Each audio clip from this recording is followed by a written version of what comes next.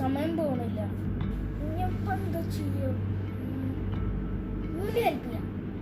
ഉമ്മി പറഞ്ഞ് ഹെൽപ്പ് ചെയ്യണ്ട, കാരണം ഞാൻ ചെറിയ ചെറിയ പ്രോബ്ലംസ് ഉണ്ടാക്കി. ഉമ്മി പറഞ്ഞ് ഹെൽപ്പ് ചെയ്യാം, തന്നെ ഹെൽപ്പ് ചെയ്യാം. ഞാൻ ചോദിച്ച് ബേർഡ്സിക്ക് ഫുഡ് കൊടുക്കണം. ബേർഡ്സ് വരുന്നില്ല. പക്ഷെ എനിക്ക് ഈ സീഡ് കണ്ടപ്പോൾ വേറൊരു ഐഡിയ വന്നു. ഇത് ഇടാനുള്ള സാധനങ്ങൾ ആയിരുന്നു. ഇതിൽ എന്തെങ്കിലും യൂസ്ഫുൾ ഉണ്ടാവും നോക്കാം. വലിക്കുന്ന ബോക്സ്, ഇത് കച്ചറ ഇടാൻ വെച്ച വലിയൊരു ബോക്സ്. ഡേ 1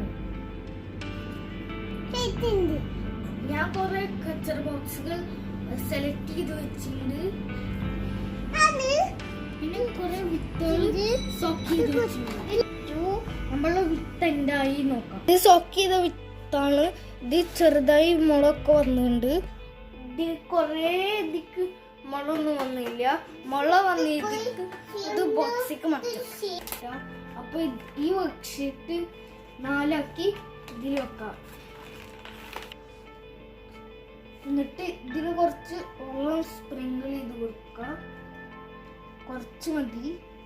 പിന്നെ അതിൻ്റെ മേലെ പോലത്തെ ഉത്തരം കൂടി വെക്കാം. ഈ വർക്ക്ഷീറ്റ് ആവശ്യമില്ലാത്ത വർക്ക്ഷീറ്റാണ്. ആവശ്യമില്ലാത്ത വർക്ക്ഷീറ്റ് മാത്രം അതിൽ വെക്കുക. കുറച്ചും കൂടി വെള്ളം സ്പ്രിങ്കിൾ ചെയ്തെടുക്കുക. ഇങ്ങനെ മുളച്ച് വന്ന് സീഡ്സ് ഒക്കെ ഇതിലിട്ട് കൊടുക്കുക. നല്ല തിക്കായി ഇട്ട് കൊടുക്കുക. ഞാൻ ജസ്റ്റ് വീണ്ടും മൂടിയിട്ട് കൊടുക്കാം. എന്നിട്ട് നാളെ ഇതെന്തായി നോക്കാം. മുള വരേണ്ടതിൻ്റെ പയറൊക്കെ ഞാൻ ബോക്സിലേക്ക് മാറ്റി. ഡേ 3 നമുക്ക് സീഡ് എന്തായി നോക്കാം. ഈ ഇതൊക്കെ വലുതായി ഉണ്ട്. ഇനി ഇത് കവർ ചെയ്ത് വെക്കേണ്ട ആവശ്യമില്ല. നമുക്ക് ഇഷ്ടമുള്ള ഏതെങ്കിലും സ്ഥലത്ത് കൊണ്ടുപോയി വെക്കാം.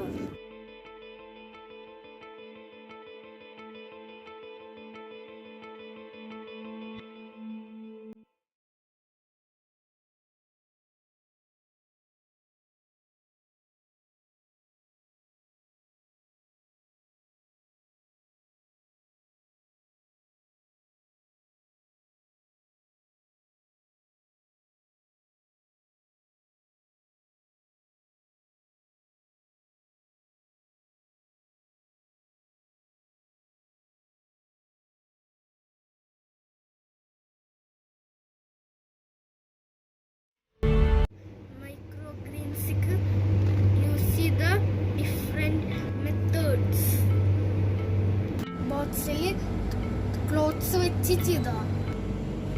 ഇത് പ്ലാസ്റ്റിക് ബോക്സിൽ പേപ്പർ വെച്ച് ചെയ്തതാണ്. ഇത് പ്ലാസ്റ്റിക് ബോക്സിൽ ടിഷ്യൂ വെച്ച് ചെയ്തതാണ്. ഇത് ചിരട്ടയിൽ ചെയ്തതാണ്. ഇത് ഞാൻ 2 ദിവസത്തിന് ഉള്ളിൽ ചെയ്ത് കഴിഞ്ഞു. ഇതാണ് എനിക്ക് ഏറ്റവും ഇഷ്ടപ്പെട്ടത്. ഇത് എഗ്ഗിന്റെ ഷെല്ലിൽ പെയിന്റ് ചെയ്ത് ചെയ്തതാണ്. ഈ എക്സലില് കുറച്ചുള്ളൂ, പക്ഷെ എല്ലാം നല്ല ഹെൽത്തിയാണ്. ഇത് ഏറ്റവും ഇമ്പോർട്ടൻ്റ് ആവാൻ കാരണം ഇത് റീയൂസ് ചെയ്ത് എക്സലാണ്. ഇതിൽ ചെയ്യുമ്പോൾ പ്ലാസ്റ്റിക് റെഡ്യൂസ് ചെയ്തു. ഈ എക്സല് സോയിലിൽ തന്നെ റീസൈക്കിൾ ചെയ്യാൻ പറ്റുന്നതാണ്. അപ്പം ഞാനിത് ഭൂമിക്ക് വേണ്ടി